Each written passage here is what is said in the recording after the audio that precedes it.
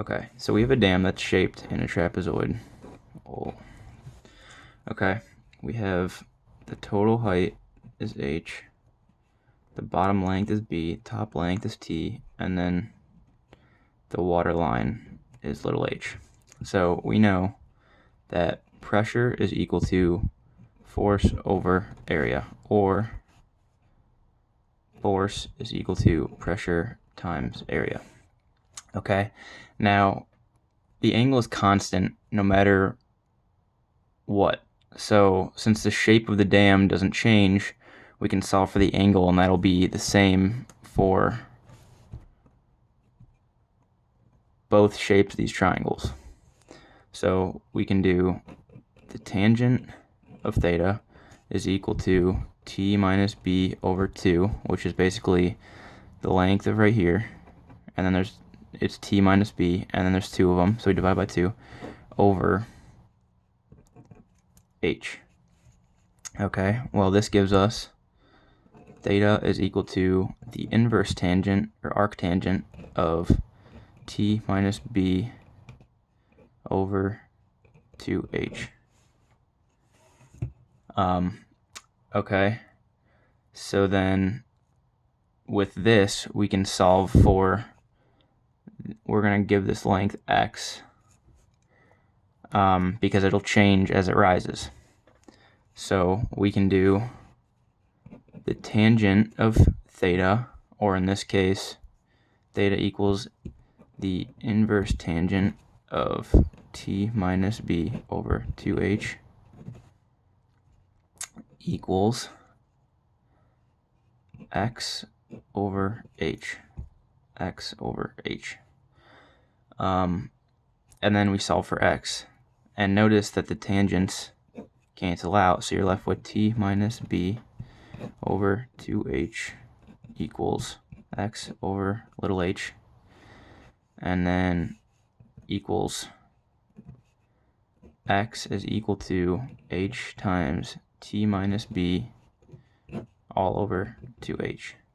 So the area of the water is equal to base, because that doesn't change, times little h, plus 1/2 base, which is x, so h times t minus b over 2h times height, which is h. Okay, well, we notice that this is only for one triangle, so we have to multiply this by 2 because there's 2 triangles, letting that cancel out. So then eventually AW equals BH plus h times t minus b over 2h times h. Well, we also know, so that's the area. We also know that pressure is equal to rho g change of h. Oh, sorry, that's little h. Rho g change of h. So plugging it in, you get F equals rho g dh times our area, which is BH plus h squared t minus b all over 2h. Okay, we know that the pressure increases as you go towards the bottom of the water. So with that, we know that we have to take an integral. So F equals rho g, and then we have to take the integration in terms of h. So integrate from 0 to h, because those are our bounds, of bh plus h squared t minus b over 2h, and times change of, or dh, change of h dh.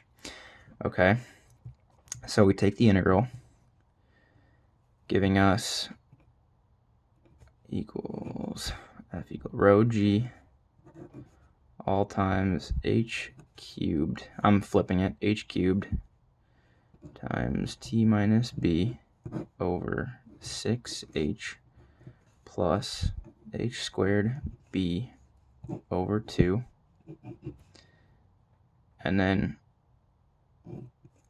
from 0 to h. Now if you notice, if you plug in 0, everything ends up just being 0. So we're basically left with the force equals rho g times h cubed t minus b over 6h plus h squared b over 2.